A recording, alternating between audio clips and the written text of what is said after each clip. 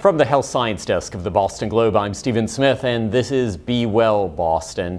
For a long time, there has been considerable controversy around sunscreens. Seems sort of strange to say that. I mean, we're talking sunscreens, right?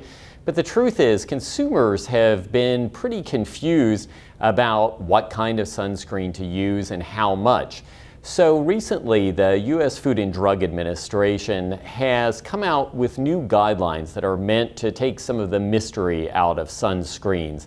And essentially what these rules are going to do is call on sunscreen makers to brew formulas that, in order to receive the top rating, which is going to be called broad spectrum, their sunscreen will have to take into account two kinds of rays from the sun, UVA and UVB. Up until now, that formula that we all know about, SPF, has really dealt with UVB, which, if we want to think about it, are the less serious form of rays from the sun. They're associated principally with sunburn, but also with skin cancer.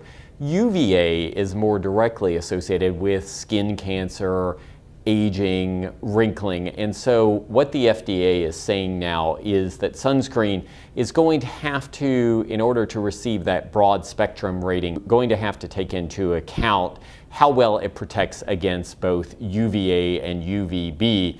The rules will go into effect next summer, the summer of 2012, but it's expected that the makers of sunscreen will begin embracing this sooner rather than later. So really, beginning right now, and certainly by next summer, we should all be looking for sunscreens that carry that label saying that they are broad spectrum. That is the best assurance that the sunscreen that you're buying will protect not only against sunburn, but also the longer-term concerns regarding skin cancer and wrinkling that are directly associated with extensive exposure to the sun.